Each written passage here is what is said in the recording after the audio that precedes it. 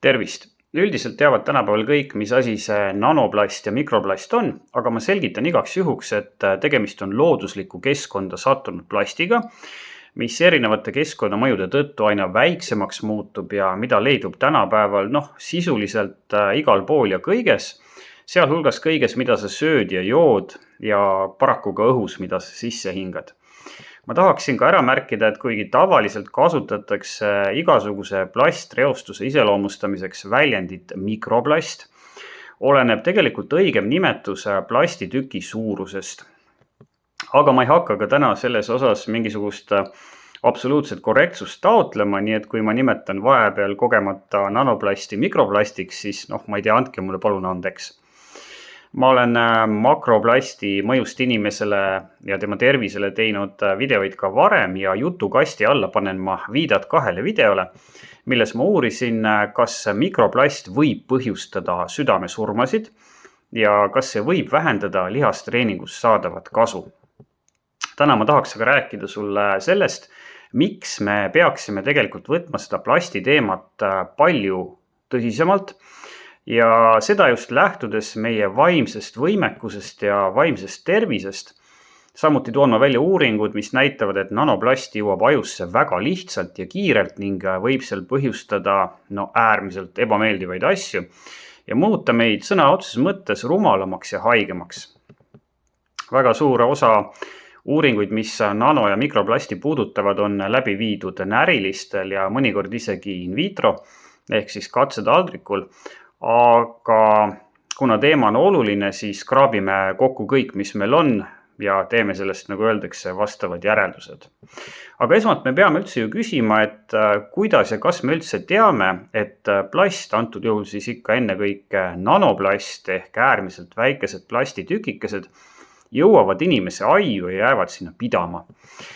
Selle kohta on meil kahjuks päris palju otseseid tõendeid ja üheks näiteks on näiteks see teadustöö, kus teadlased analüüsisid aastatel 2016 ja 2024 kogutud surnud inimeste maksaneeru ja aju eessagara näidiseid ja leidsid, et kõigis neis esines suures koguses plasti, kusjuures kõige rohkem leidus seda just uuritud ajuproovides. Nende piltide peal on võimalik leitud plastiosakesi ka oma silmaga vaadata ja neid imetleda. Vasakpoolses veerus on neerudest tehtud pildid, keskel maksapildid ja parempoolses veerus on ajupildid. Nagu ma ütlesin, pärinesid koeproovid aastatest 2016 ja 2024 ja kui me vaatame seda tabelit, siis näeme me midagi, mis peaks meid tegelikult tegema väga-väga murelikuks. Ehk siis ennekõike ajus ja maksas leidus veel 9 aastat tagasi nanoplasti oluliselt vähem kui 2024. aastal võetud proovides.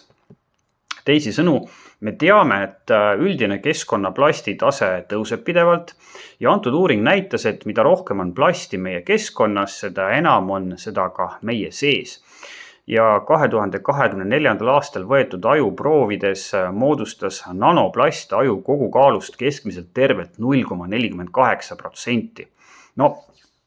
Ma saan aru, et see 0,48% ei ütle tegelikult mitte midagi ja ei tundu olevat ka eriti suur number, aga kui me võtame aluseks keskmise inimaju massi, siis me saame arvestuslikuks nanoplasti koguseks selles ligikaudu 7 grammi, ehk see on siis umbes sama palju, kui on plastikut keskmises ühekordses supilusikas.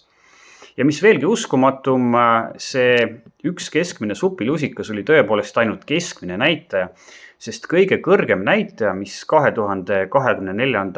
aastal surnud uuritud ajudest leiti, oli 0,89%. Ehk siis selle inimese ajus oli hinnanguliselt ja arvestuslikult 2 ühekordse supilusika jagu nanoplasti.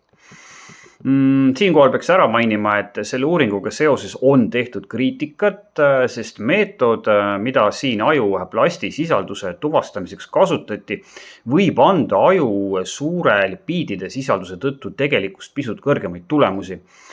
Aga kui ma loen uuringu autorite selgitusi selle kohta, mida selle vea vältimiseks tehti, siis on mul tegelikult väga raske uskuda, et see oleks mõjutanud tulemusi suurusjärgu võrra või isegi väga suurel määral, kuigi teatud küsimärgid ikkagi õhus on. Ja lisaks tegelikult peaks ära mainima ka selle, et tegelikult oleks korrektne öelda, et antud meetod võib tegelikku plasti sisaldust nii ala kui ka üle hinnata. Okei, nii või teisiti me teame nüüd, et meie ajus on üllatavalt suur kogus mikroplasti ja see kogus kasvab kahjuks iga päevaga ja peaksimegi nüüd mõtlema, et kuidas see plast siis meie aju jõuab. Me oleme ju kõik kuulnud, et olemas on asi nimega vere-aju barjäär ehk natukene fancymas teaduslikumas keeles hematoentsefaalbarjäär, mis peaks kinni pidama kõik kahjulikku, mis satub meie kehasse ja välistama selle, et see jõuab meie kõige tähtsamasse organisse ehk aju. Vere-aju barjäär ei ole tegelikult mingisugune betoonist sein, mille vastu kahjulikud molekulid ennast toimetuks kihutavad, vaid tegemist on sellise tihedate ühendustega ajukapillaaride rakkude vahelise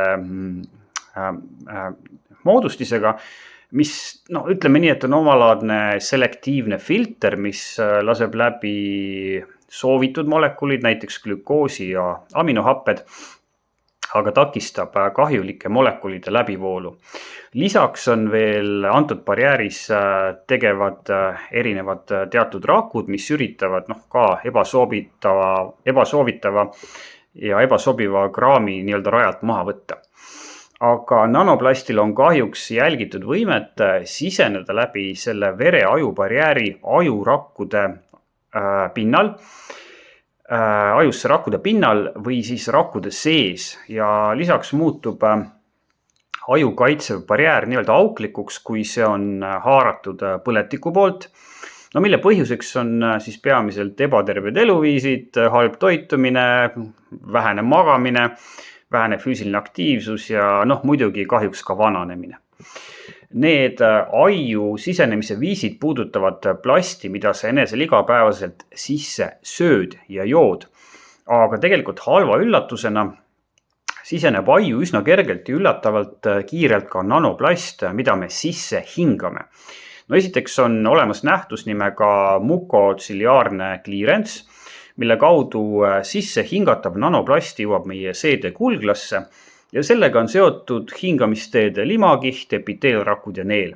Aga teiseks, viimastel aastatel on meil tekkinud üsna hea arusaam sellest, et nanoplasti jõuab meie aju ka otse läbi haistmise. Ehk siis see ei pea aju jõudmiseks liikuma edasi meie makku. Näiteks antud teadustöö raames lasti närilistel 3 korda päevas 7 päeva jooksul hingata sisse pakke kiles, ühekordsetes plastitopsides ja toiduainetopsides kasutatava polüstüreeni nanoosakesi. Ja leiti neid osakesi siis hiljem muuhulgas aju otsmiku sagara alumisel pinnal asuvast haistmissibulast, kuhu see jõudis otse läbi haistmisnärvi. Meil on ka uurimistöö, mille käigus leiti surnud inimeste haistmissibulatest nanoplasti ja meil ei ole tegelikult mitte mingisugust põhjust eeldada, et see jõudis sinna muul moel kui haistmise ja haistmisnärvi kaudu. Ja muidugi ei jää kord juba aju jõudnud nanoplast haistmissibulasse pidama, vaid liigub sealt kiiresti ja väga edukalt teistesse ajupiirkondadesse. Me ei tea tegelikult veel päris täpselt, mida kõik aju jõudnud nanoplast meie tervisega teeb, aga see, mida me teame, on päris üllatav. Ja tegelikult, kui selle teema peale mõtelda, siis kui sa võtad, et viimastel aastatel on aju jõudnud nanoplasti kogus kasvanud, siis tegelikult on meil põhjust eeldada, et see kasvab veelgi. Ehk siis meie laste ajus on plasti rohkem kui meie ajus ja veelgi rohkem saab seda tõenäoliselt olema meie laste ajus. Aga mida see plast siis teeb? Peamiselt in vitro ja loomkatsetes on leitud, et aju jõudnud nanoplast tekitab seal oksüdatiivset stressi, mis kahjustab muuhulgas DNA-d, lipiide ja valke põhjustab ajus põletikku, soodustab nekroptoosi, püraptoosi ja feraptoosi ehk erinevaid programmeeritud rakusurmasid. Ja kui ma rääkisin ennem vere-aju barjäärist, kust nanoplastik kipub läbi murdma, siis selle läbimurdmise käigus plastika kahjustab seda barjääri ja suurendab selle ebanormaalset läbilaskust. Nanoplast võib ka segada närvirakkude omavahelist suhtlust, mistõttu muutub sünapsides olevate valkude hulk ja närviimpulsid ei liigu enam nii korralikult. Ja mind isiklikult muudab väga murelikuks see üsna värske uuring, milles leiti väga tugevaid vihjeid selles suunas, et aiu tunginud nanoplast võib oluliselt kahjustada ajus asuvate mitokondrite funktsioneerimist ja töövõimet. Ja see muudab mind murelikuks vaatamata sellele, et antud teadustöö on in vitro, ehk siis kujutab enesest katsetaldrikul tehtud katseid ja need katsed viidi läbi näriliste rakkudega.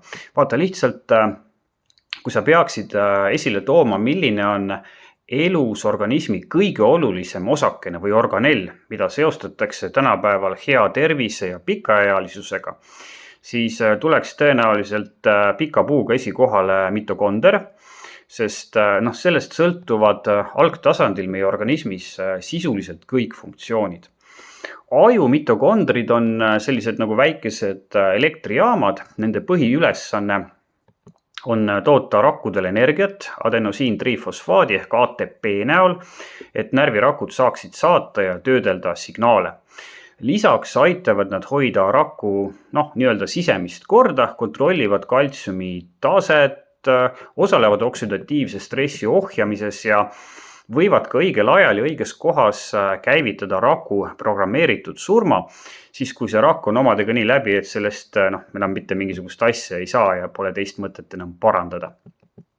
Antud teadustöös kasutati rottide ajust pärinevaid 2 tüüpi ajumitokondreid. Mitte sünaptilisi mitokondreid, mille ülesandeks on üldise energiavarustuse tagamine ja sünaptilisi mitokondreid, mille normaalne funktsioneerimine on vajalik õppimisvõimet ja mälu tagavale ajuplastilisusele.